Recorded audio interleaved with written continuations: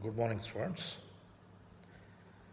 In the previous class, we discussed about the data collection. The data collection is being classified into two categories. One is primary data collection and secondary data collection. And we have various types of primary data collection methods. And also we have various methods by which the secondary data is going to be collected for our research. And also we discussed about the guidelines for the various methods of data collection. Okay, well, today another important topic in research methodology is that the measurement and scaling techniques. It is the chapter in the Kothari research methodology book. Okay, it talks about how the measurement and scaling techniques are being used for our research study. Well, as you know that in our daily life we are said to measure when we use some yardstick to determine the weight, height, length, some other features of the physical object. We also measure when we judge how well we like a song, a painting, a personalities of our friends. We thus measure physical objects as well as abstract concepts. The measurement is relatively a complex and demanding task, especially so when it is concerned with qualitative or abstract phenomena. By the measurement, we mean that the process of assigning numbers to the objects or to the observations. The level of measurement being a function of the rules under which the numbers are assigned. Okay?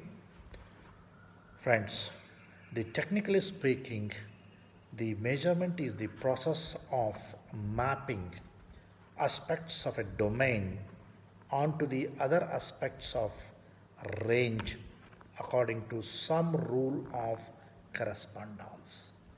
Okay, I repeat, okay, the definition of measurement, technical definition of measurement.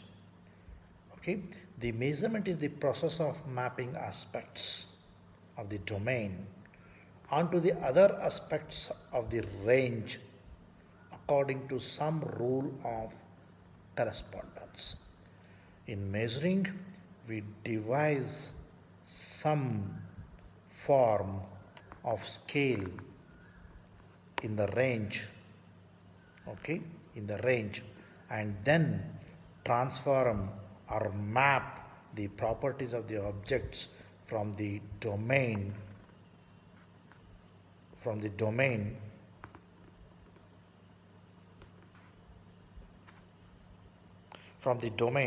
onto the another domain.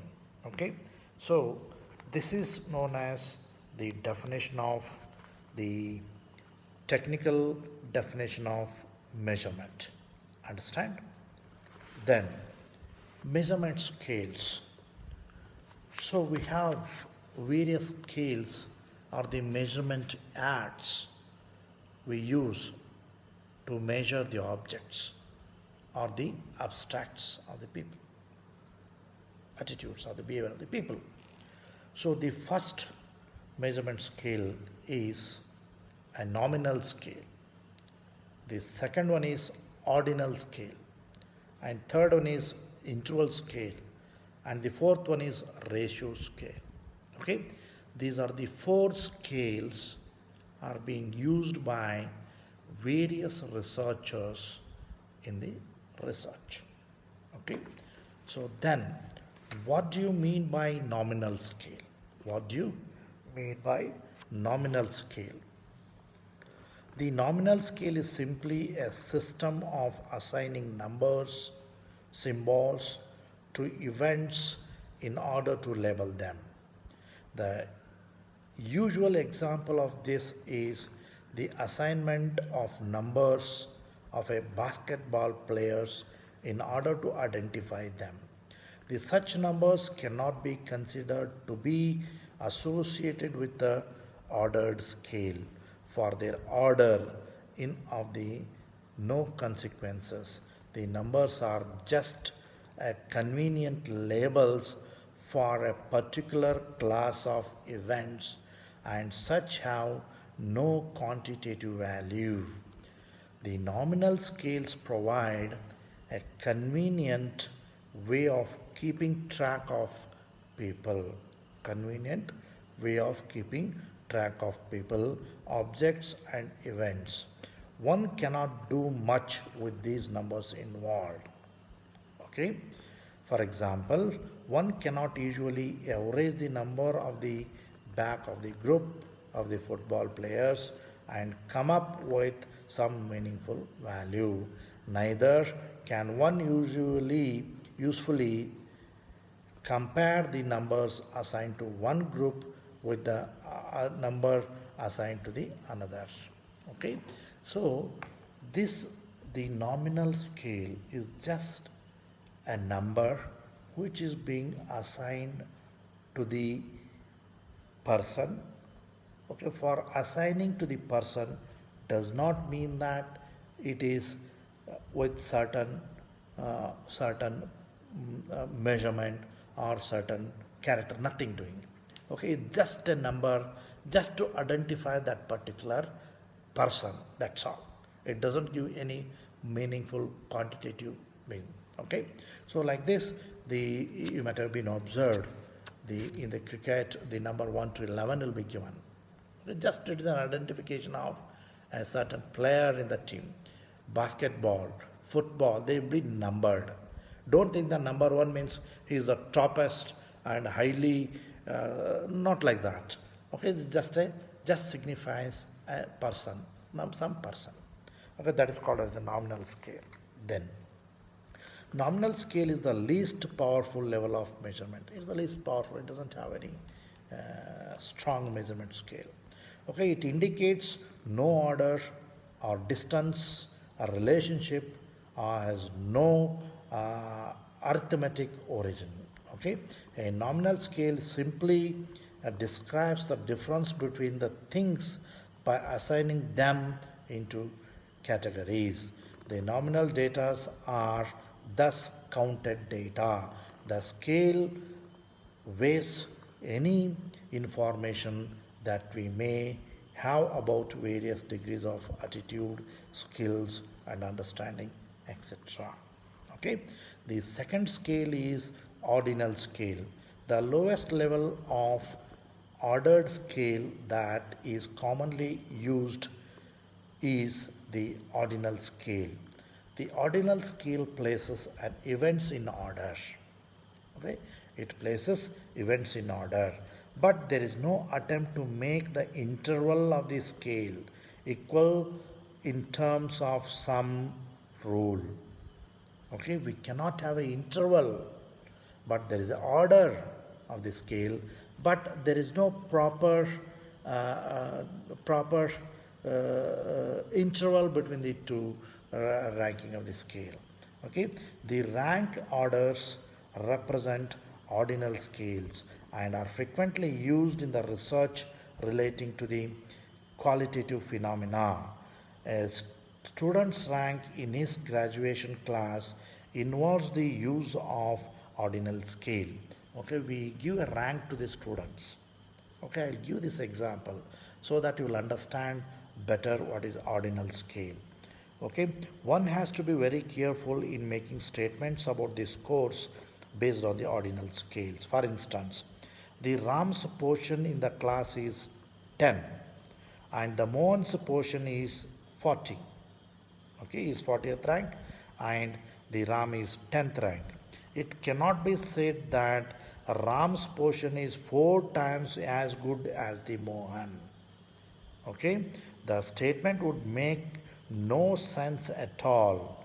The ordinal scales only permit the ranking of the items from the highest to lowest. Ordinal measures have no absolute values, and the real differences between the adjacent ranks may not be equal. Okay, all that can be said that one person is higher or lower on the scale than the another, but more precise comparison cannot be made. This is known as ordinal scale. Okay, thus to use the ordinal scale implies a statement of greater than or lesser than. Understand? Without our being able to state how much greater or less. Okay? The real difference between ranks 1 and 2 may be more or less than the difference between the rank 5 and 6. Okay? The difference between rank 1 and 2 and the difference between rank 5 and 6 may not be same. Okay? Maybe less or maybe more. So like this, the ordinal scales are being used in the measurement. The third scale is interval scale. And this is the case of interval scale. The intervals are adjusted in terms of some rule that has been established as a basis for making the units equal. Okay? The units are equal only in so far as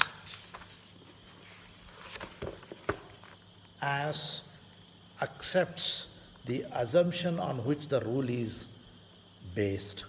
The interval scales can have an arbitrary zero, but it is not possible to determine for them what may be called as absolute zero or a unique origin. Okay, the primary limitations of this interval scale is lack of true zero. It does not have the capacity to measure the complete absence of the trait or the characteristics. The Fahrenheit scale is an example of an interval scale. So the similarities in which one can and cannot do with it. One can say that an increase in the temperature from 30 to 40 involves the same increase in the temperature increase in from 60 to 70. But one cannot say that the temperature of 60 is twice as warm as the temperature of 30 because both numbers are dependent on the fact that 0 on the scale is set arbitrarily at the temperature of the freezing point of the water. The ratio of the two temperature 30 and 60 means nothing because 0 is an arbitrary point. Okay, the interval scale provides more powerful measurement than ordinal scale. For the interval scale also incorporate the concept of equality of the interval. Such the more powerful statistical measure can be used with interval scales. Mean is the appropriate measure of the central tendency, while the standard deviation is the most widely used measure of dispersion. The product movement correlation techniques are appropriate and generally used to test for statistical significance or t-test or f-test. Okay, so the interval scale is superior than the nominal scale and the ordinal scale.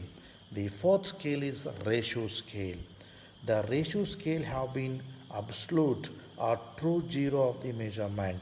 The term absolute zero is not as precise as it was once believed to be. We can conceive of the absolute zero of the length, and similarly we can conceive of the an absolute zero of the time.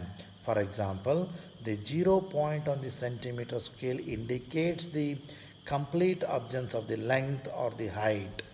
Okay, but an zero, absolute zero of the temperature is theoretically unobtainable and it remains concept existing only in the scientist's mind.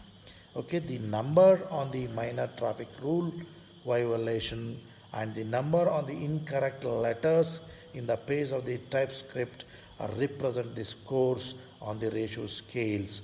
Both these scales have absolute zero, and as such, all minor traffic violations and all typing errors can be assumed to be equal in significance.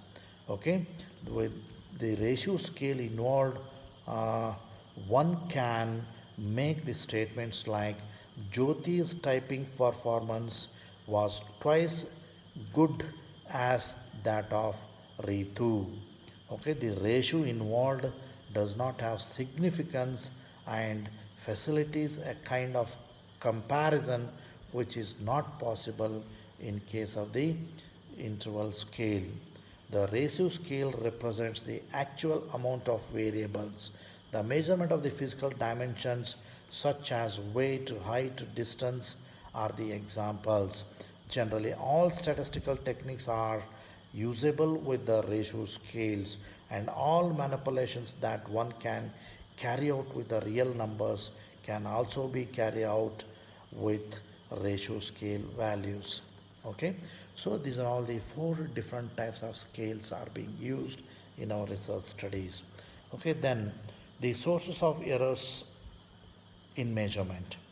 Okay, the measurement should be precise and ambiguous in ideal research study. This objective, however, often not met entirely, as the researchers have aware about the sources of error in the measurement. Okay, the whatever the measurement we do carry out in our research, we come across various errors. That errors have to be minimized to get the reliability of the measurement of the research. So, what are those errors, sources of error? One is respondent errors. At the times, the respondents may be reluctant to express strong negative feelings, or it is just a possible that he may have very little knowledge but may not admit his ignorance. All the reluctance is likely to result in the interview of the guesses. Okay, the transient factors like fatigue, boredom, anxiety, etc., may limit the ability of the respondent to respond accurate and fully. So that is called as respondent's error. Okay, so respondent's error is nothing but, see, I am quite well, usually in the morning, the fresh mind, fresh energy, okay, the fresh mood. Okay, the response given by me, or the lecture which I give in the morning classes, it is very good. Okay, by the time when I teach in the evening, say for example 5 to 6, so I have been come across a lot of stresses, okay, the lot of strains, so I may not be able to respond as responded in the morning. So the error may occur, okay, during the two periods of measurement. That is called as respondent error. Okay, then situation. The situational factors may also come in the way of correct measurement. The any conditions, okay, which places a strain or interview can have a serious effects on the interview respondent report. Okay, the situation, the climate, the conditions under which the measurement makes. Okay, again there will be error. Okay, so the third one is measurer. The interviewer can distort responses by rewording or reordering the questions. Okay, these are errors made or the mistakes made by the measurer by rearranging or rewriting the questions. This creates the error in the data collection. Then fourth, instruments. Error may arise because of the defective measurement instruments. The use of complex words beyond the comprehension of the respondent's ambiguous meanings poor printing, inadequate space of the replies, responsive choice omissions. The instruments, so the measuring instruments, okay, by the repeated use, okay, the measurement by the usage or a lapse of time, the instrument starts giving error. Okay, that's why, so the industries follows a calibration. Okay, if the instrument used for 100 pieces to measure the length of the product manufactured, so immediately after 100 pieces, it is the instrument is sent for calibration, whether it is giving correct reading or not. If any error is that is going to be compensated or adjusted to zero. Then another 100 pieces have to be taken. So like this, the calibration is being used to correct the errors in the instruments. Okay, the instruments tend to give error over a period of time. Okay, for the usage of the instrument. Okay, these are the four sources of errors come across in the measurement. Okay, then the tests of sound measurement. Okay, when we call that the measurement is sound, the measurement is strong, and measurement is good by using the different varieties of scales. Understand? For example, the first, the testing of soundness of the measurement is test of validity.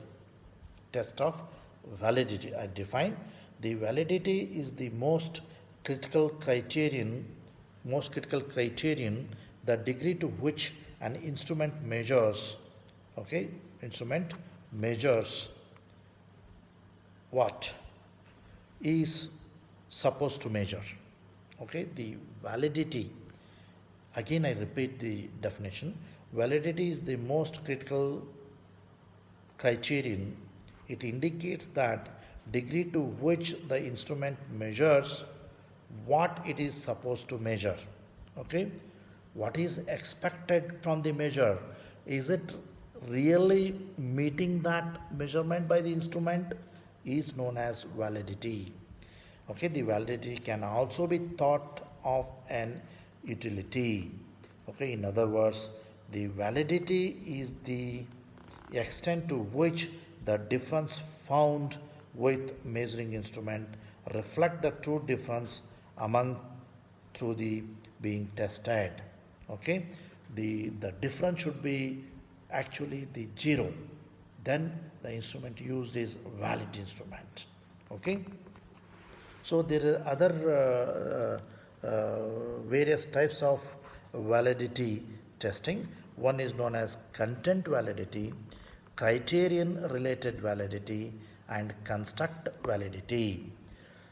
Content validity. What do you mean by content validity? It is the extent.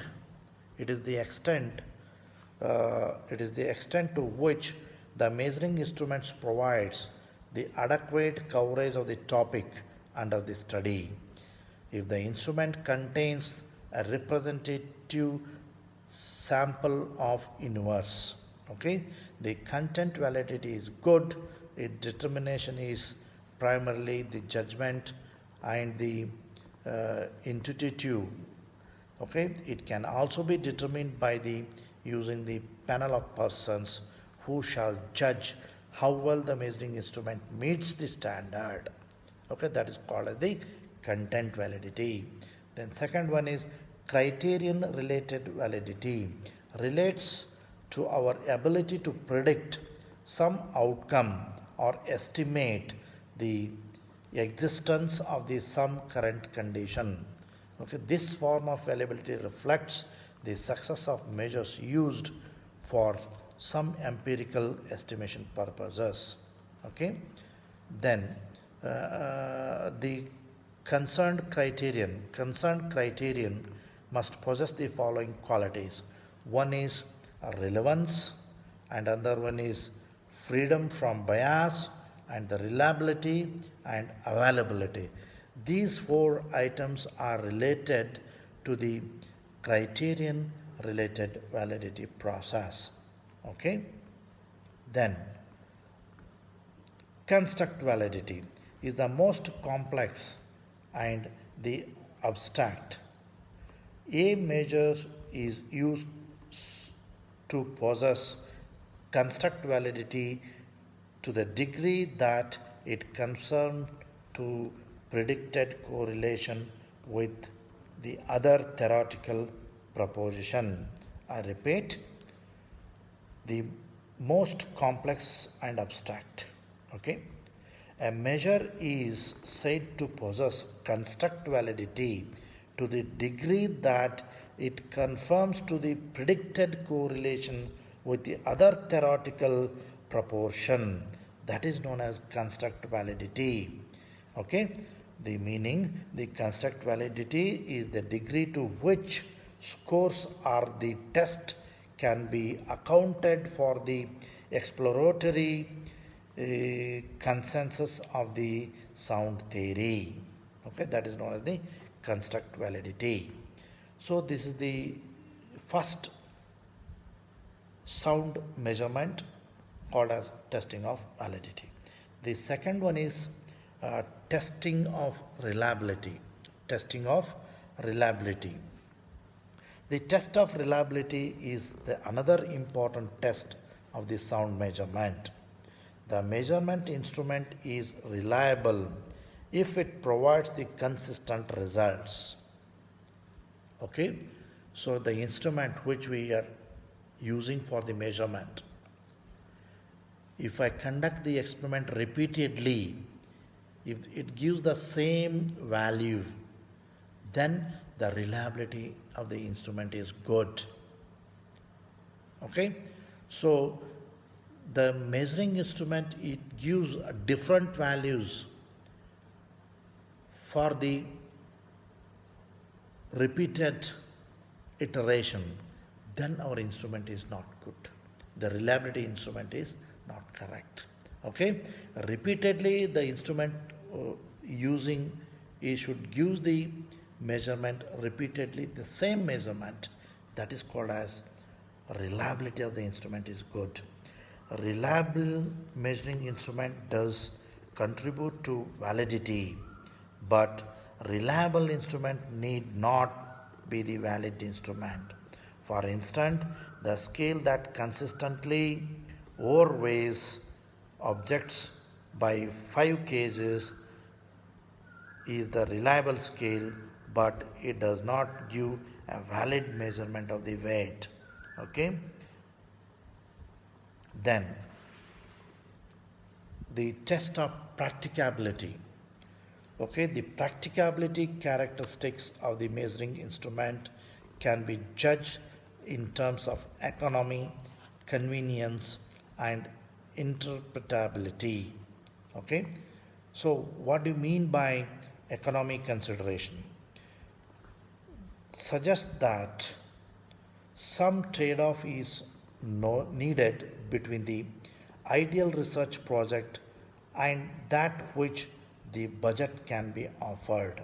Okay, so this is called as economic consideration. The length of measuring instrument is important area where economic pressures are quickly felt. Okay, then the convenience, okay, the test suggests that the measuring instrument should be easy to administer. Okay, it is easy to administer or easy to use, then it is known as the measuring instrument is highly convenient or it is convenience. And the third one is interpretability. Consideration is especially the important when the persons other than the designers of the test are to interpret the results. Okay, the measuring instrument is ordered to be interpretable, must be supplemented by the detailed instruments for administering the test, scoring keys, and evidence about the reliability and the guides for use to test and interpreting the results. Okay, that is called as interpretability. Okay, the instruments which is being designed, okay, the data which is being collected, that is going to be interpreted by the designer as well as the person who is using the instrument. That is called interpretability. If the instrument meets these three conditions or these three factors: economic consideration, convenience consideration, and interpretability consideration, then the instrument passes the test of practicability. Okay, guys, with this I stop my presentation. Okay, you note down the questions, please. So before answering the question paper, you study or you repeat these videos and listen carefully and make the points about the presentation. Okay, first question: what is measurement in research?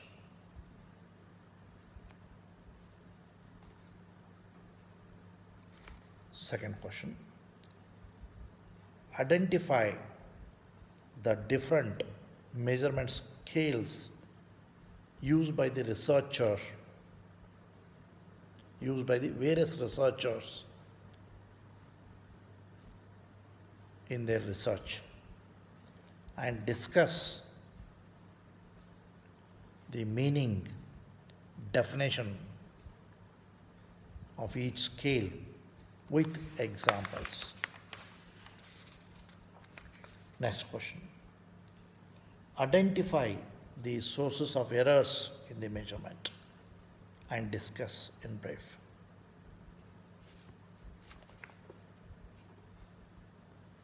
What are the tests are to be performed